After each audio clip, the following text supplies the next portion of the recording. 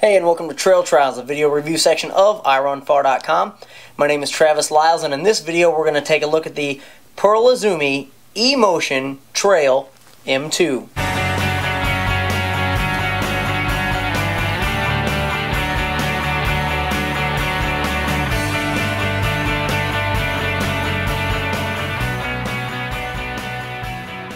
The Pearl Izumi Trail M2 comes from the E Motion line, which was launched this year. The M2 stands for midfoot stability, so M is midfoot, 2 tells you the amount of cushioning. So previously in an iRunFar review, we looked at the N1, so neutral, with 1 being the amount of cushioning. So this is a slightly more stable, slightly more cushioned version of that trail shoe. It offers a dynamic offset in the heel to toe drop that ranges from 4 to 7.5, offers a seamless upper, and some other great features. So what we're going to do now is get up close and personal, take a look at the Pearl Izumi E Motion Trail M2. We'll start off by taking a look at our outsole. So on the bottom here, we can see we have a probably medium depth to low depth tread pattern all the way across the bottom. We have both reverse lugs and standard facing lugs, so whether we're going uphill or going downhill. We've got brakes or of course help with climbing. We can see some cutouts here in the middle where the rock plate is. This rock plate's not super hard, as you can get some twist in here, but it is definitely enough to keep things from poking through. And really just a general purpose outsole, so this is going to be one of those that's going to work across a variety of different types of trails, groom trails, technical trails. You're going to have enough down there that's really going to help you, though in terms of mud and slop, probably not deep enough to help through that. But for the most part, this is going to get you through 90% of the trail conditions that are out there and should perform well across all of them. And I also wore this on the road a fair amount and really felt good about the way that it felt. So they didn't have enough lug there that it would interrupt when you're on a road type section. So next up we'll move into the midsole here. And the midsole at first glance really looks like it's one piece of foam, one kind of foam if you will, all the way around. But what happens is we get into this section right here in the middle, and there's actually a couple of spots in here where you can see a slightly different type of foam. So right here underneath the arch, and you really have to look for it even with the bare eye, so I don't know that the camera will pick it up. But right in here, there's a spot where this is a different type of foam, and you can actually feel a seam back here.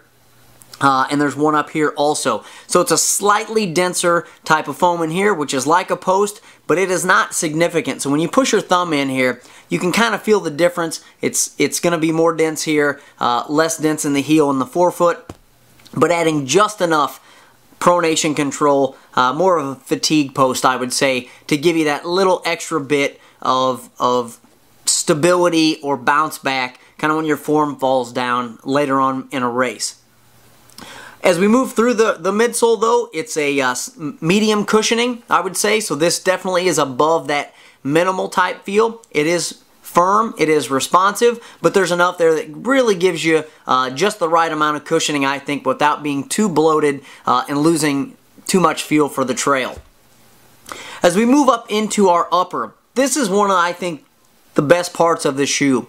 And Pearl Izumi's been doing this for a while now, and I feel like they really got it right on this shoe, at least for me. They have a seamless upper. So as we look around at this upper, you know, we have some welded overlays on here that are adding some structure and stability that are going to use our laces and attach at top to really make a nice grip on the shoe. But as we move our hand around inside of it, there's very, very few seams. And in fact, you can't hardly feel any at all. And they do call it a seamless upper, so that makes sense. You'll notice a little bit of stitching in here, and there's going to be some stitching, of course, where the tongue here is going to attach. This is a non-gusseted tongue here, which is a little bit of a letdown, but it is a wide tongue and it's very fabric, so it's not large foam or anything like that. So I feel like it creates a nice seal inside of the shoe without letting debris in other ways. And that tongue really goes down just below kind of this quarter way down, if you will, down the shoe on both sides, both medial and lateral.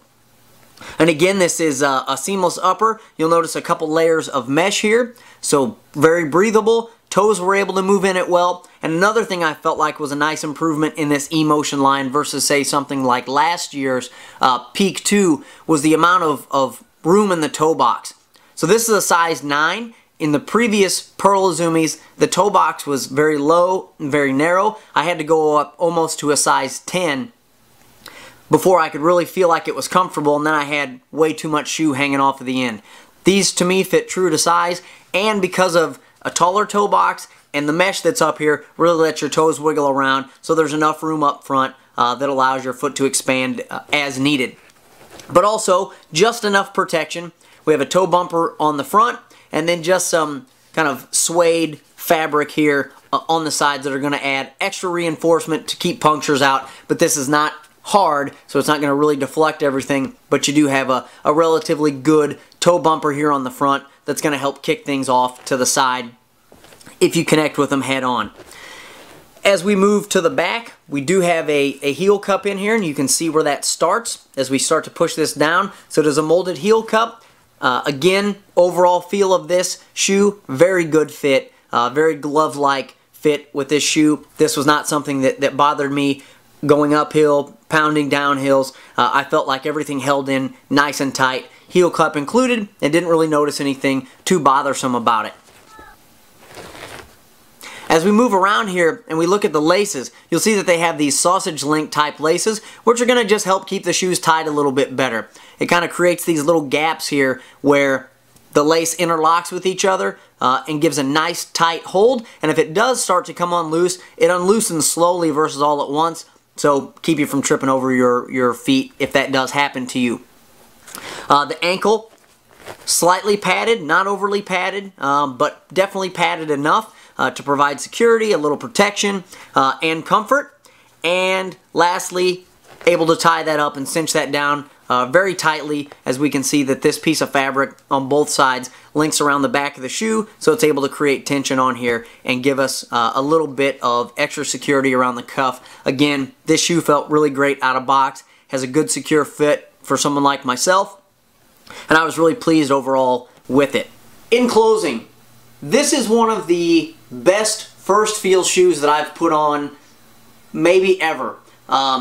It was one of those shoes that I put it on and right out of box, they had a great feel with the seamless upper and just really felt great on my foot. It offers a great midfoot wrap, it offers adequate traction, and offers just enough stability for someone like myself who is not a fully neutral runner or able to run a lot of big miles in a neutral shoe.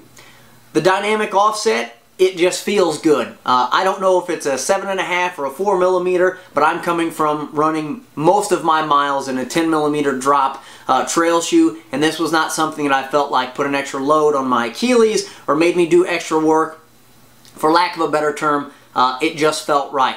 So, if you're like me, need a little bit of stability and a little bit more cushioning over maybe the neutral or the minimal type shoes, go check out the Pearl Izumi Trail M2. If you have any questions or comments, leave those below the video. Thanks for watching, and we'll catch you next time.